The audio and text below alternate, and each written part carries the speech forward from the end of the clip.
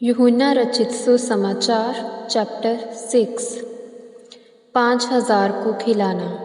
इन बातों के पश्चात यीशु गलील सागर अर्थात तिब्रियास झील के उस पार चला गया और एक विशाल भीड़ उसके पीछे चल रही थी, क्योंकि वे उन आश्चर्य कर्मों को देखते थे जिन्हें वह बीमारों पर करता था।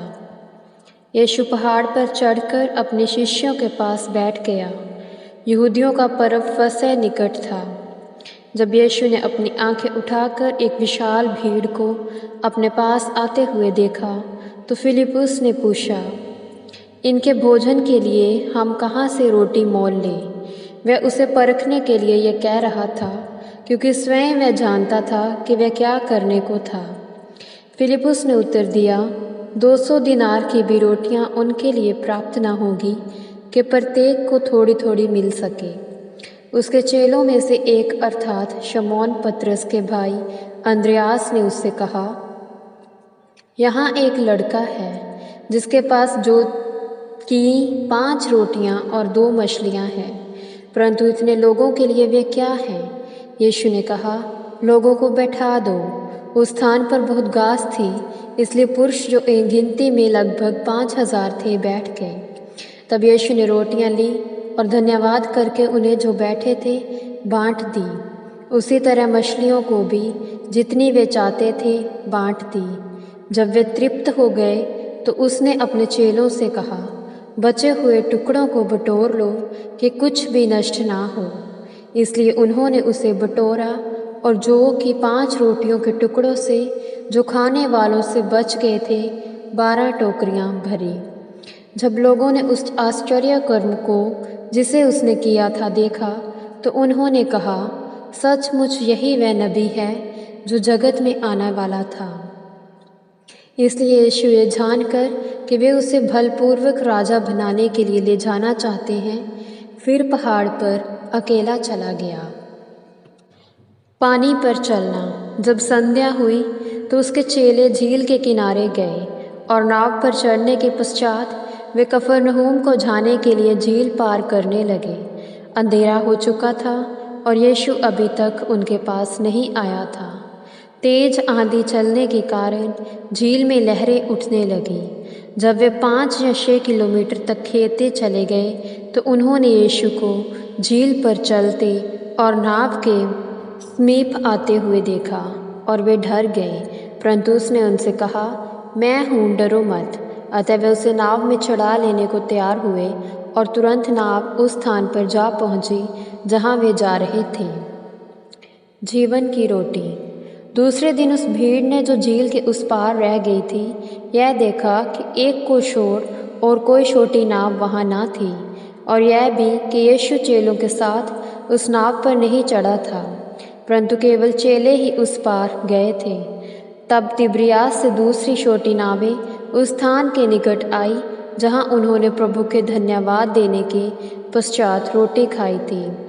इसलिए जब भीड़ ने देखा कि वहां यीशु नहीं है और ना ही उसके चेले, तो वे स्वयं छोटी छोटी नावों पर चढ़ गए और यीशु को ढूंढते हुए कफरनहूम आ पहुँचे।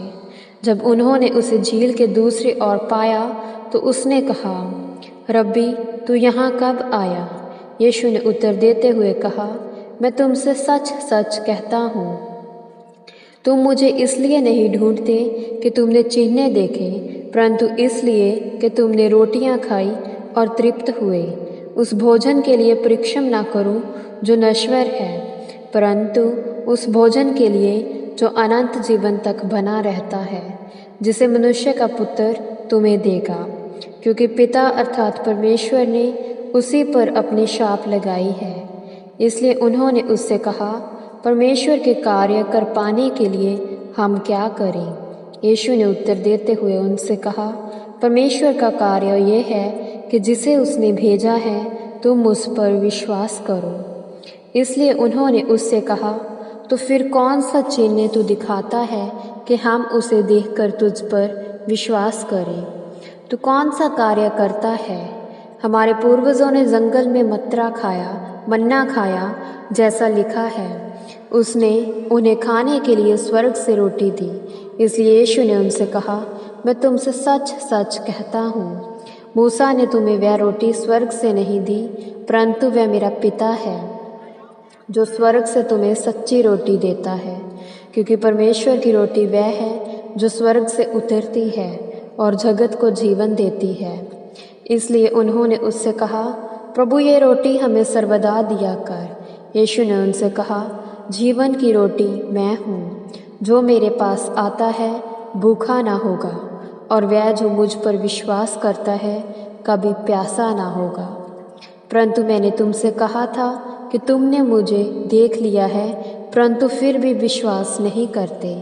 वह सब जो पिता मुझे देता है मेरे पास आएगा, और जो कोई मेरे पास आएगा मैं निश्चित रूप से उसे ना निकालूंगा। क्योंकि मैं अपनी इच्छा नहीं परंतु अपने भेजने वाले की इच्छा पूरी करने के लिए स्वर्ग से उतरा हूँ। जिसने मुझे भेजा उसकी इच्छा ये है कि वह सब जो उसने मुझे दिया है उसमें से कुछ भी ना खो, परंतु अंतिम दिन उसे जिला उठाऊं। क्योंकि मेरे पिता की इच्छा यह है कि प्रत्येक जो पुत्र को देखता है और उस पर विश्वास करता है वह अनंत जीवन पाए, और मैं स्वयं अंतिम दिन उसे जिला उठाऊंगा। इसलिए यहूदी उस पर कुड़कुड़ाने लगे, क्योंकि उसने कहा, वह रोटी जो स्वर्ग से उतरी है मैं हूँ। और वे कहने लगे, क्या ये यूसुफ का पुत्र यीशु नहीं, जिसके माता पिता को हम जानते हैं? अब वह कैसे कहता है कि मैं स्वर्ग से उतरा हूँ? यीशु ने उत्तर देते हुए उनसे कहा, आपस में मत कुड़कुड़ाओ। मेरे पास कोई नहीं आ सकता जब तक पिता जिसने मुझे भेजा उसे अपने पास खींच ना ले, और मैं अंतिम दिन उसे जिला उठाऊंगा। नबियों के लेखों में ये लिखा है, और वे सब परमेश्वर की ओर से सिखाए हुए होंगे। हर एक जिसने पिता से सुना और सीखा है वह मेरे पास आता है। यह नहीं कि किसी ने पिता को देखा है, परंतु जो परमेश्वर की ओर से है केवल उसी ने पिता को देखा है। मैं तुमसे सच सच कहता हूँ कि जो विश्वास करता है अनंत जीवन उसी का है। जीवन की रोटी मैं हूँ। तुम्हारे पूर्वजों ने जंगल में मन्ना खाया और वे मर गए। यह वह रोटी है जो स्वर्ग से उतरती है कि कोई उसमें से खाए और ना मरे। वह जीवित रोटी जो स्वर्ग से उतरी मैं हूँ। यदि कोई इस रोटी में से खाए तो वह सर्वदा जीवित रहेगा, और जो रोटी मैं जगत के जीवन के लिए दूंगा वह मेरा मांस है। इस पर यहूदी आपस में ये कहकर विवाद करने लगे, यह मनुष्य हमें अपना मांस खाने को कैसे दे सकता है? यीशु ने उनसे कहा, मैं तुमसे सच सच कहता हूँ, जब तक तुम मनुष्य के पुत्र का मांस ना खाओ और उसका लहू ना पियो तुम में जीवन नहीं। जो मेरा मांस खाता और मेरा लहू पीता है अनंत जीवन उसका है, और मैं अंतिम दिन उसे जिला उठाऊंगा। क्योंकि मेरा मांस तो वास्तविक भोजन है और मेरा लहू वास्तविक पीने की वस्तु है। जो मेरा मांस खाता और मेरा लहू पीता है वह मुझ में बना रहता है और मैं उसमें। जिस प्रकार जीवित पिता ने मुझे भेजा और मैं पिता के कारण जीवित हूँ, उसी प्रकार वह भी जो मुझे खाता है मेरे कारण जीवित रहेगा। यही वह रोटी है जो स्वर्ग से उतरी है, वैसी नहीं जो पूर्वजों ने खाई और मर गए। इस रोटी को जो खाता है वह सर्वदा जीवित रहेगा। उसने ये बातें कफरनहूम के आराधनालयों में शिक्षा देते समय कही। इसलिए उसके चेलों में से बहुतों ने जब यह सुना तो कहा, यह तो एक कठोर कथन है, इसे कौन सुन सकता है?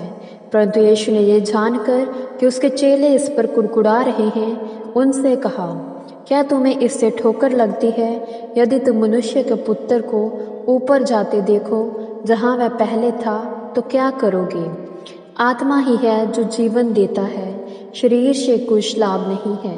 जो वचन मैंने तुमसे कहे हैं वे आत्मा और जीवन है, परंतु तुम में से कुछ हैं जो विश्वास नहीं करते। क्योंकि यीशु आरंभ से जानता था कि विश्वास ना करने वाले कौन हैं और वह कौन है जो उसे पकड़वाएंगे। और उसने कहा, इसलिए मैंने तुमसे कहा है कि कोई मेरे पास नहीं आ सकता जब तक कि यह पिता की ओर से ना हो।